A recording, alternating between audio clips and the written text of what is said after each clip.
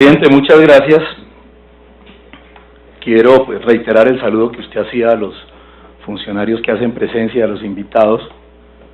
Muy especialmente muchas gracias, señor ministro de Ambiente y Desarrollo, al director de la ANLA, al director de la CAM, al director o gerente de ENGESA y tanto al procurador delegado para asuntos ambientales y agrarios como al procurador ambiental que también se encuentra presente, y un saludo muy especial a la directora de la Agencia Nacional Minera, la doctora Natalia, que nos acompaña y nos honra aquí con su presencia, a los honorables senadores presentes. Quiero comenzar diciendo que en el departamento del Huila, desde hace 50 años, se comenzó a hablar de 3 proyectos de 3 hidroeléctricas. En su orden, la hidroeléctrica de Pericongo, posteriormente el Quimbo y después Betania. Sin embargo, algunas razones llevaron al gobierno de la época a que se construyera primero la represa de Betania y posteriormente el Quimbo. Todos estos 3 proyectos, diseñados para realizarse sobre el río Magdalena. El proyecto del Quimbo era un anhelo de la región. Es más, además de los 50 años de la idea que surge para la realización de esta obra, hizo parte o hace parte como prioridad en la agenda de competitividad del departamento del Huila. En el año 2003, toda la dirigencia gremial y política del departamento, sin excepción, le exigió al gobierno de la época la construcción de esta hidroeléctrica. Es decir, el Huila y su dirigencia fueron promotores de esta obra. Y fue así como en el año 2009 se inicia este proyecto, se inicia el desarrollo de este proyecto.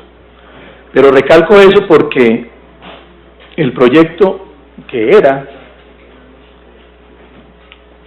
apreciado por la comunidad huilense, las circunstancias de hoy han llevado a la misma comunidad huilense a tener una posición muy diferente frente a lo que se está haciendo, lo que se ha venido desarrollando. Es decir, en la época la comunidad no solamente era amiga del proyecto, sino promotora, y hoy, por las circunstancias que en el desarrollo de este debate iremos a comentar, se ha convertido en una especie de, entre comillas, enemiga del proyecto. Y esto es muy grave, señor ministro, señores funcionarios, para el país, porque yo diría que aquí podría crearse una situación muy delicada para el país,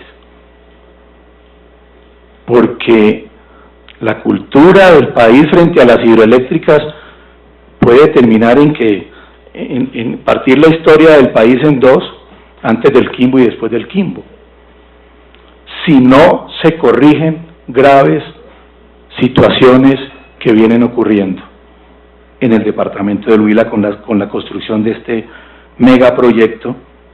Es decir, se partió la historia. Entonces,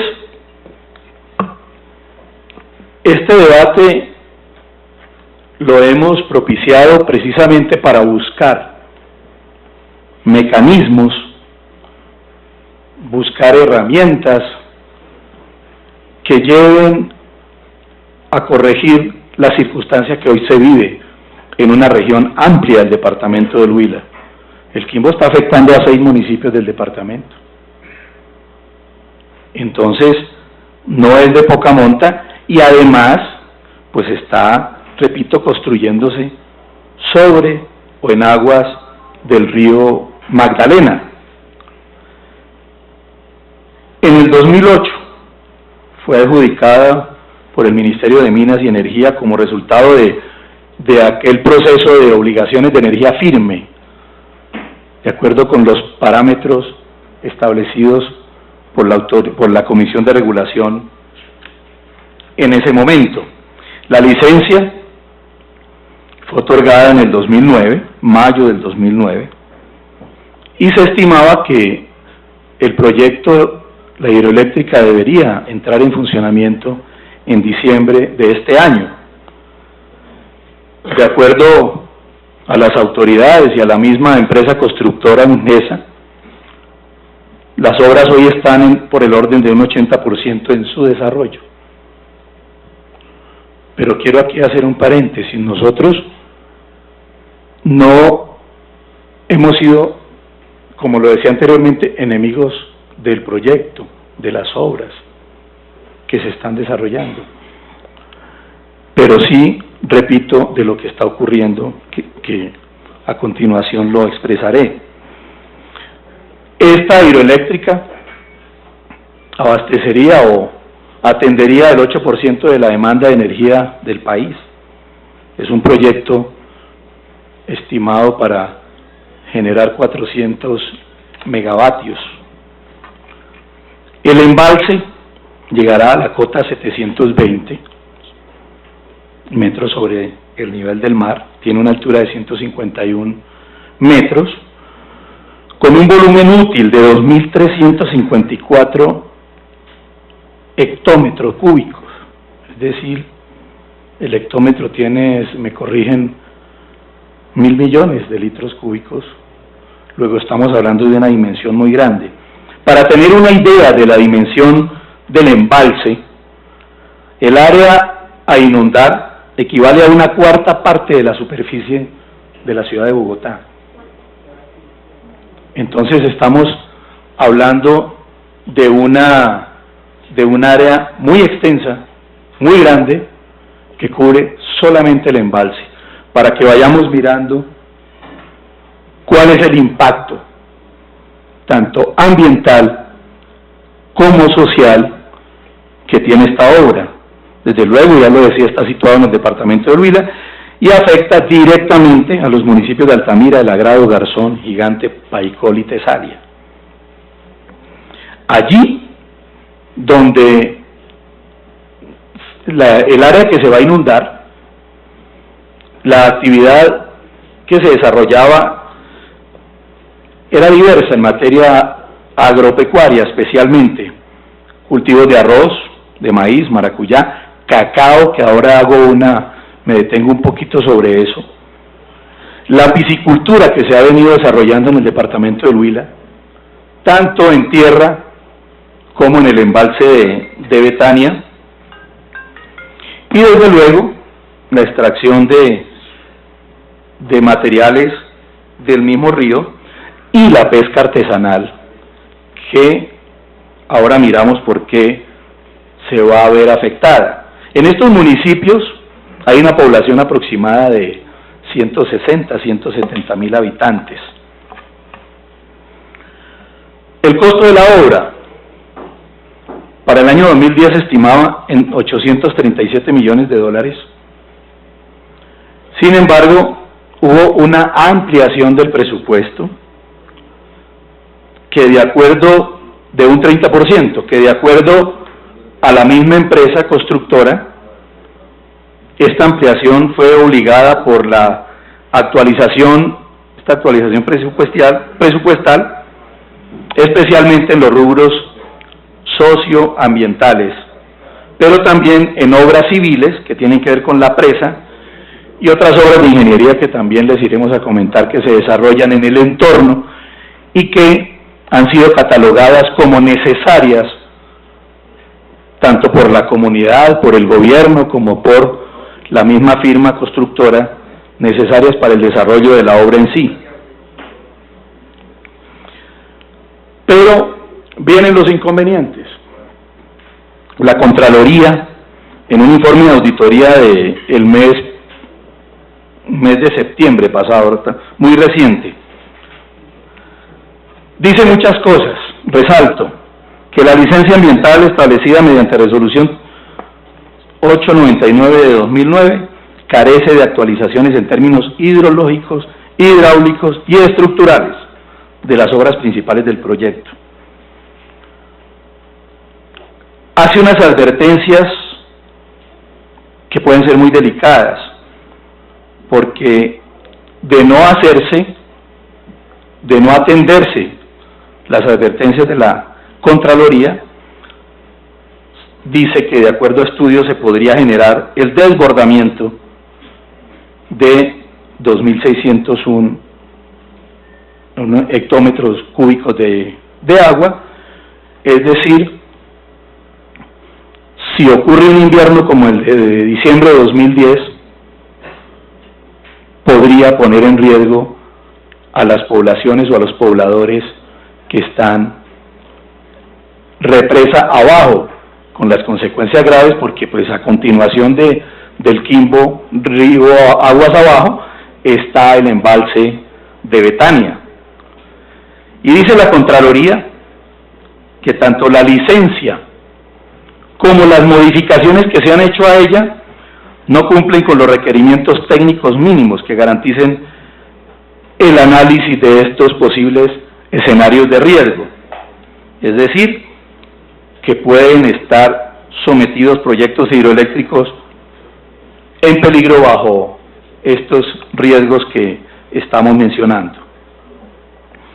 La licencia ha tenido varias modificaciones. La primera en agosto de 2009, 21 de agosto, que quiero que esta cifra la tengamos muy en cuenta, que define el área de compensación ambiental en 20.772 hectáreas. Y quiero que tengamos muy en cuenta esta cifra porque allí sobre ella vamos a recalcar mucho en este debate. Posteriormente viene una nueva modificación, un mes después, en septiembre de 2010, un año después, en septiembre de 2010, ella reduce el área de compensación ambiental a 18.561 hectáreas. Y allí es donde, doctor Iregui, queremos que su intervención nos cuente algo sobre este particular, el por qué la reducción del área de compensación ambiental que se había establecido en 2009 en 20.772 se reduce a 18.561. Pero más adelante miramos qué es más preocupante, esto del área de compensación ambiental. Posteriormente llega otra modificación, esta es en 2010, diciembre, que tuvo que ver con la extracción de material de cantera y arrastre y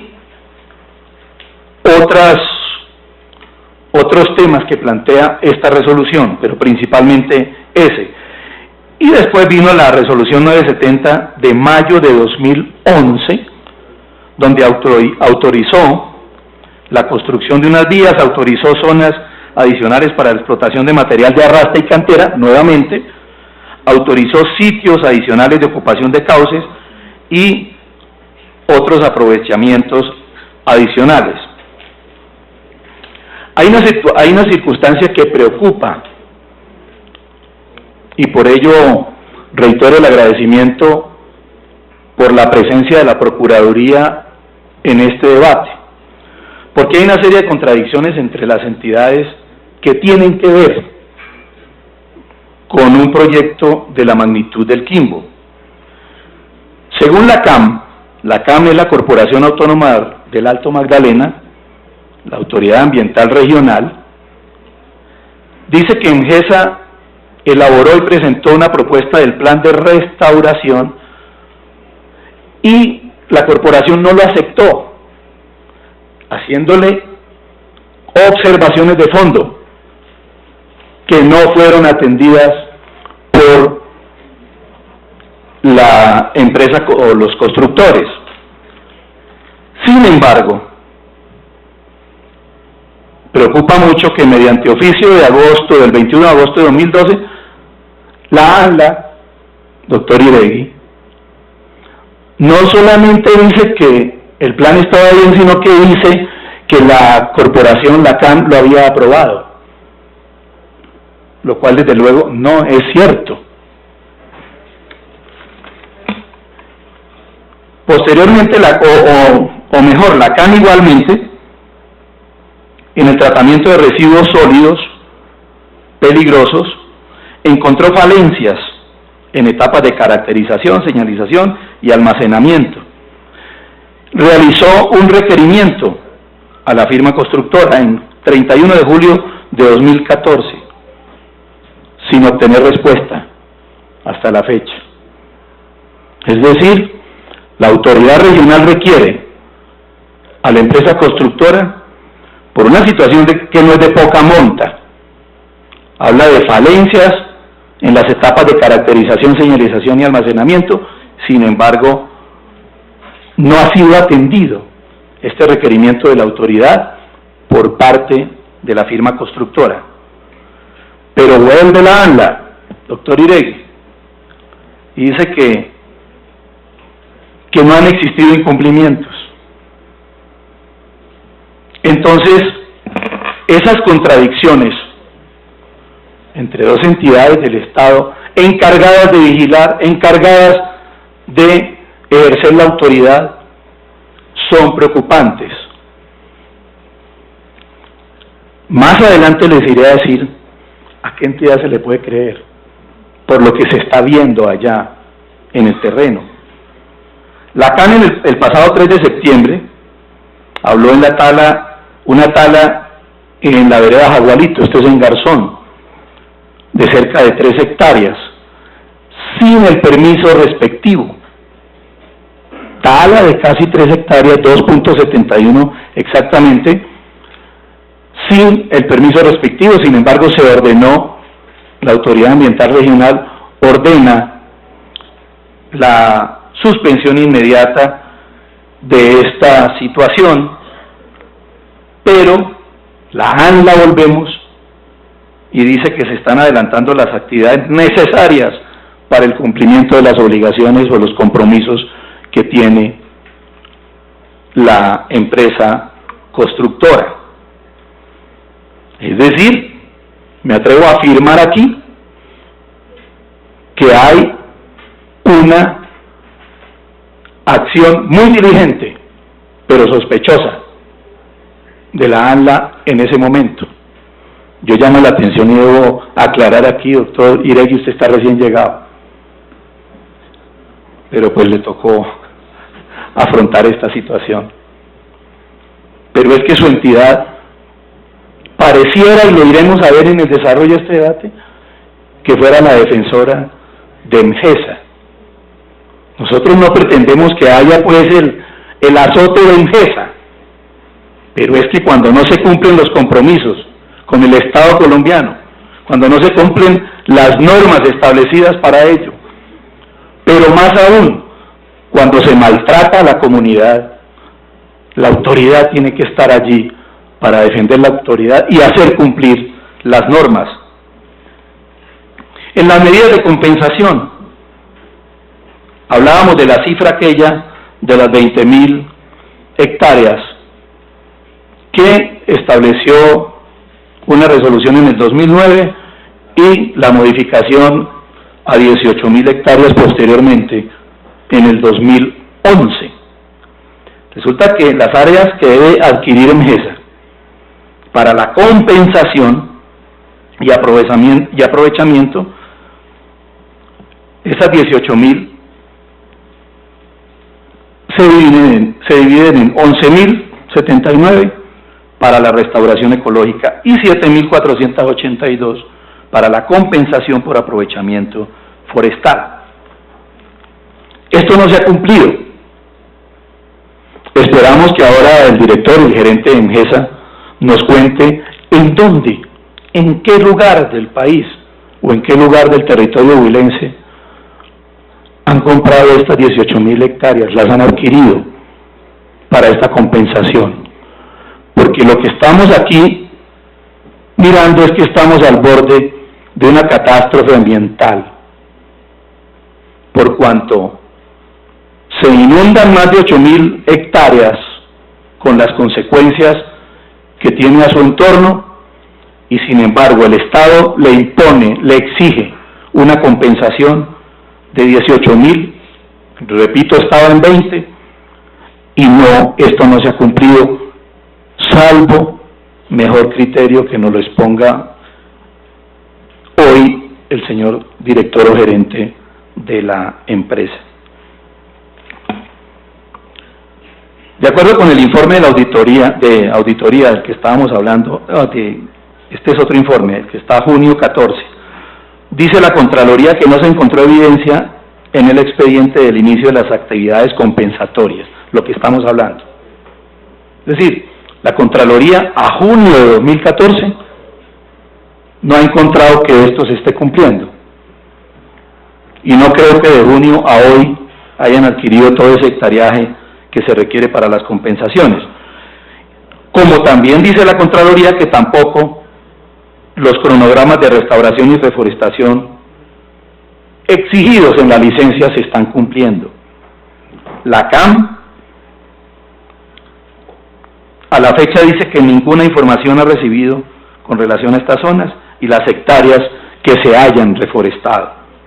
La ANLA, mediante auto 4418 del 23 de diciembre, dice que inició una investigación sancionatoria ambiental, pero, repito, según la Contraloría, a junio de 2014, es decir, si la ANLA inició en diciembre de 2013 la investigación, a junio la Contraloría no ha encontrado evidencias de que esto se esté cumpliendo.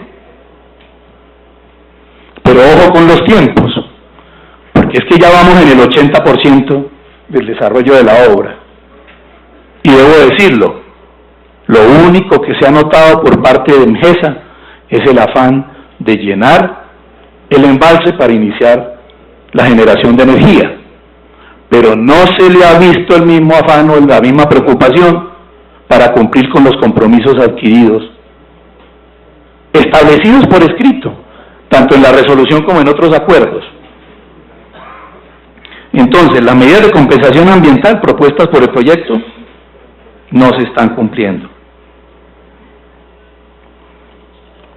Las modificaciones realizadas mediante resoluciones de 2010 y 2011, desde 2009 inclusive, pueden generar que no se logre, si se realiza el llenado, inicia la operación del proyecto, pues las obras de compensación no se van a realizar. Les quiero contar, en Betania ocurrió algo parecido, y en esa época no se previó.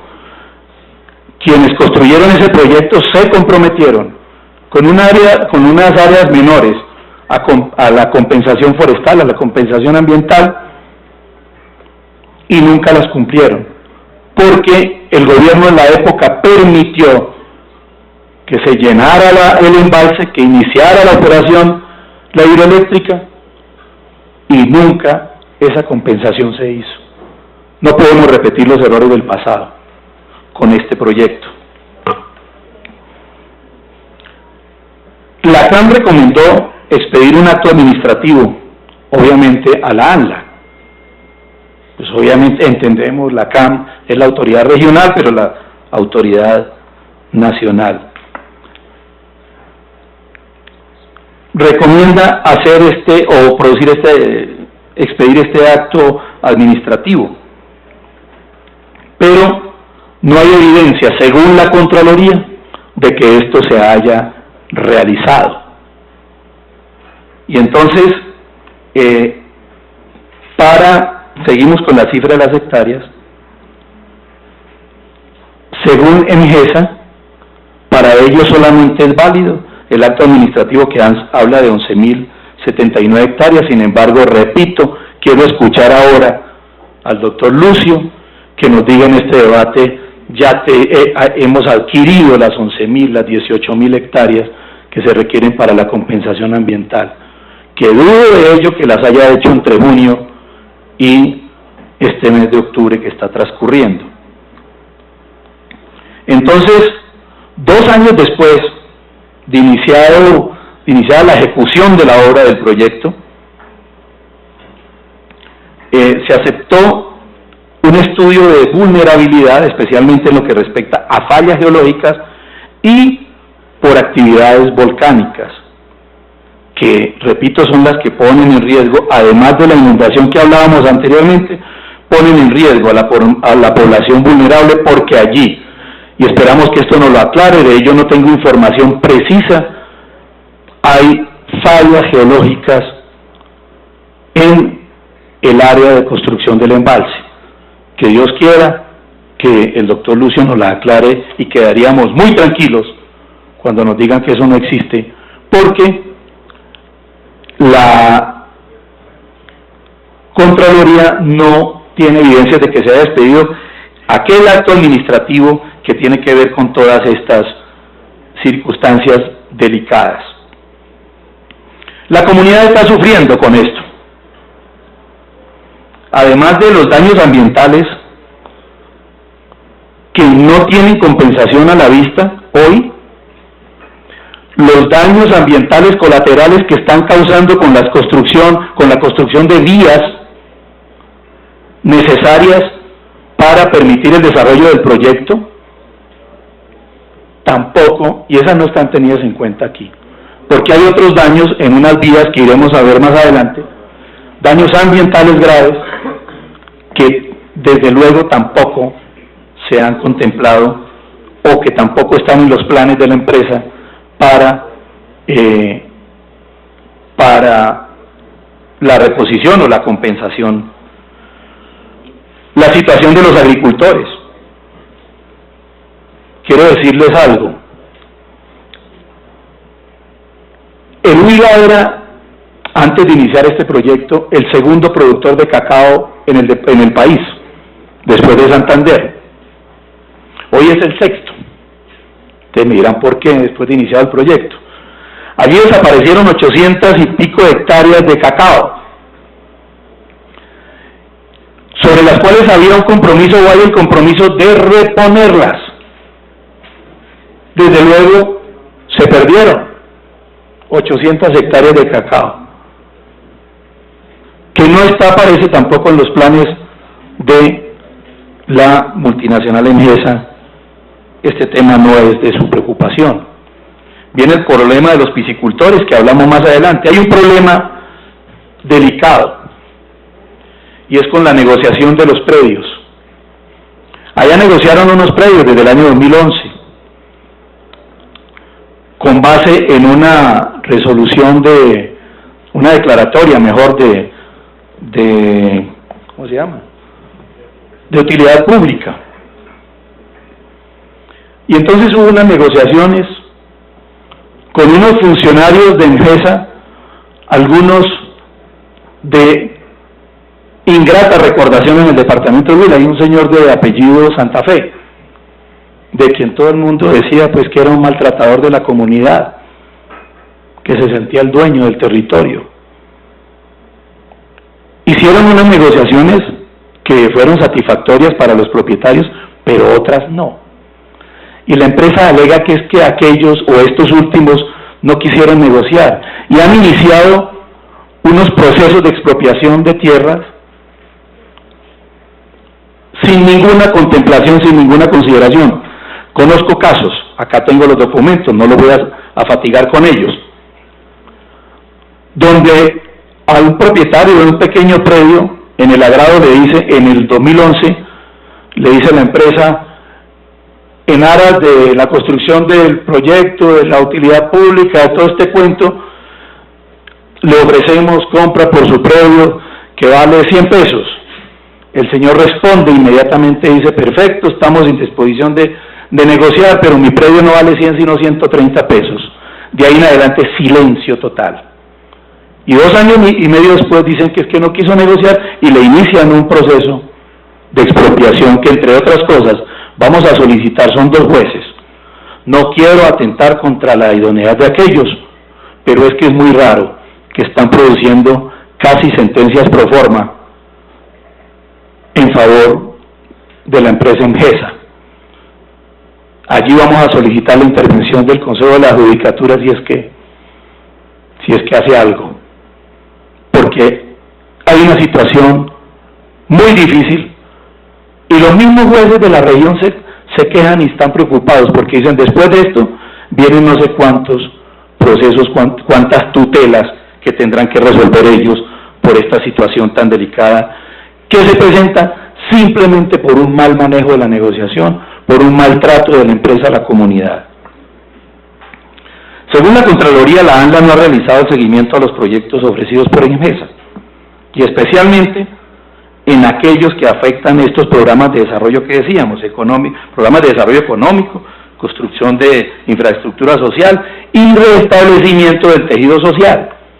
Aquí estamos hablando del desplazamiento de una comunidad que, esperanzada por los compromisos adquiridos, exigidos por los acuerdos y las resoluciones y adquiridos por la empresa, que no se han cumplido.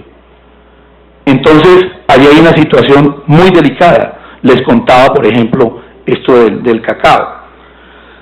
Viene otra situación que va a ser delicada. Resulta que, si bien es cierto, o mejor, en el embalse de Betania se ha autorizado por parte de la autoridad ambiental y se viene desarrollando un programa ejemplar en el mundo de producción de tilapia en jaulas, en jaulones sobre el embalse. Las jaulas que están permitidas hasta hoy están generando 3.000 empleos directos. Y esta producción industrial está por los niveles de 26.000 o más toneladas de carne de pescado al año. Igualmente, el desarrollo de pesca artesanal en Betania es grande. Si ustedes recorren el departamento del Huila por tierra, Neiva hacia el sur, después del municipio de Campo Alegre hasta Garzón, encuentran al lado y lado de la vía vendedores de pescado, que ese es el producto de la pesca artesanal en el departamento, y eso viven muchas familias, además de las achiras, doctor García. Pero, y si ellos están ahí desde hace mucho rato, años, es porque el negocio les da. Pero resulta que, voy a decirles por qué se va a ver afectado esto.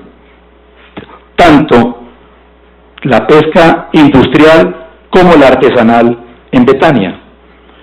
Resulta que tiene previsto la firma Engesa para el llenado de la represa del Quimbo, del embalse del Quimbo, reducir el caudal del río Magdalena a 37 metros cúbicos por segundo. Si bien es cierto, lo dice la licencia ambiental, la licencia traía errores, tanto así que ha habido modificaciones a ella, en otros aspectos, en este no. ¿Por qué no lo ha habido? Ustedes se imaginan 37 metros cúbicos, la empresa dice que son 35. En una entrevista en un medio local le leía al doctor Lucio que decía que con 35 metros cúbicos que permitieran que siguieran por el río, pues eso era suficiente. Eso es secar el río Magdalena, literalmente secarlo, porque resulta que la AUNAP, la autoridad pesquera, ha dicho que mínimo para la sobrevivencia de esa pesca aguas abajo del embalse o de la presa del Quimbo se requieren 160 metros cúbicos por segundo. Y la empresa está hablando de 35. Entonces, literalmente van a secar el río Magdalena mientras se llena el embalse del Quimbo. ¿Qué va a pasar en Betania? La mortandad de peces y la afectación por todos los aspectos va a ser muy grave, muy grave. Y les recuerdo, esa producción de tilapia en Betania representa el 51% del mercado nacional de pescado. De manera que no estamos hablando de cualquier cosa. Y la exportación. Si llega a ocurrir esta catástrofe con la pesca industrial, pues sencillamente se pierde la cadena que vienen realizando los industriales de la pesca en el Huila con el mercado internacional. El 21.5% ha crecido la producción piscícola del departamento del Huila en los últimos 5 años. Pero aquí estamos ante un atentado que podría ocurrir si las autoridades no intervienen para evitar esta situación. Hay fórmulas, allá las han propuesto. Allá hay un comité de seguimiento que preside el gobernador, donde están los 6 alcaldes, donde están las autoridades. Pero no ha sido fácil, o mejor, no ha sido posible que tanto se prevengan estas circunstancias como que se cumpla con los requerimientos que hace la comunidad huilense a la empresa para que cumpla con esta situación, con todos los compromisos. Mire, el censo que tenían que realizar de los afectados en el departamento, la empresa lo hizo unilateralmente, sin embargo tuvieron que acudir a una acción de tutela y mediante una sentencia del año pasado de la Corte Constitucional obligó a realizar nuevamente el censo. La empresa habla de que han censado 28.744 personas afectados. Es posible que no sean todos ellos, pero la empresa solítica, quiero advertirle esto a las autoridades, la empresa unilateralmente está haciendo la revisión una por una de esas personas. ¿Qué podrá salir de ahí? Me excusan, es que perdimos la credibilidad en la empresa. Aquí no hay suspicacia, sino que no se le puede permitir que quienes han maltratado sistemáticamente a la comunidad huilense van a decirnos entonces de esos 28.744 cuáles son realmente afectados o no por la influencia del embalse de Betania, del Quimbo. Hay unas obras, y yo le pediría al doctor Lucio que cuando en el momento de su intervención nos aclare. Una vía que se llama la vía perimetral allá.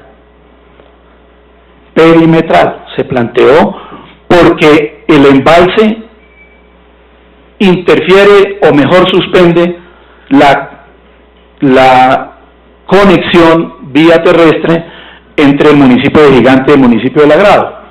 Entonces se planteó una vía perimetral que va bordeando la represa por el lado occidental, pero resulta que Mgesa ahora está planteando una vía distinta, argumentando problemas ambientales. Se acordaron del ambiente por una vía que comunica el municipio de Lagrado, por una vereda que se llama El Carmen y sale al municipio de Paicol.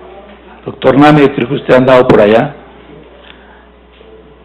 Y dice que para proteger el ambiente es mejor realizar esa vía. Resulta que allí se economizan unos cuantiosos recursos. Habría, dice la Contraloría, un detrimento patrimonial donde eso se haga. Pero le están sacando el cuerpo, ¿por qué? Porque esa vía ya está hecha. Entonces solamente pavimentarla, una vía terciaria, y con eso salen del paso. Les decía hace un momento que hay otros daños ambientales muy graves, que ahora en las fotografías que pasamos rápidamente algunas se vieron ahí. Hay unas variantes que tuvo que hacer la empresa para evitar, porque aparte de la carretera entre Gigante y Garzón se inunda, entonces hay que hacer unas variantes, pero allí lo que han hecho es un desastre ambiental con esas variantes, con la construcción de estas variantes. Es una situación grave la que uno ve allá. Una cosa es contarlo aquí, y yo sí quisiera que de pronto, señor presidente, honorables senadores, y que el gobierno nos acompañe a hacer una visita a esto, porque es que es una situación grave que, repito lo que dije inicialmente, va a marcar, doctor García, usted que está pendiente de una represa allá en el Patía, con esta experiencia, yo creo que no se va a permitir la construcción de más represas en el país, porque la comunidad está sufriendo lo que nunca se imaginó que fuera a sufrir con esta situación. Yo diría, doctor Iregui, que se analice con mucha responsabilidad este problema. La ANLA puede intervenir en este momento, y no es grave lo que voy a decir, es consecuente con lo que está ocurriendo, que se debe suspender provisionalmente la ejecución de la obra hasta tanto no se cumpla con los compromisos adquiridos con la comunidad. Repito, compromisos ambientales y sociales, porque allá hay una situación grave ambiental, una catástrofe ambiental que viene, pero también hay una bomba de tiempo social que está allí, que en cualquier momento, si se permite que se inicie el llenado del embalse, va a ocurrir, Dios no lo quiera. Luego, estamos en el momento para que se haga una evaluación completa. Aquí he dicho algunas cosas, posteriormente, y les prometo que muy corto, les diré otras de lo que está ocurriendo allá, pero yo quiero que escuchemos a los funcionarios y desde luego a los honorables senadores de la Comisión Quinta, porque hay una situación tan grave que amerita, doctor Iregui, señor procurador, que se intervenga para que se suspenda provisionalmente la ejecución de la obra hasta tanto no se cumpla con los compromisos sociales y ambientales. Yo dejo ahí, señor presidente, para escuchar a los funcionarios y retomar al final y desde luego sacar algunas conclusiones, además de la que he planteado, sobre este problema que no es de poca monta, repito, y que puede marcar el futuro del país para que no se desarrollen nuevos proyectos de esta naturaleza. Muchas gracias.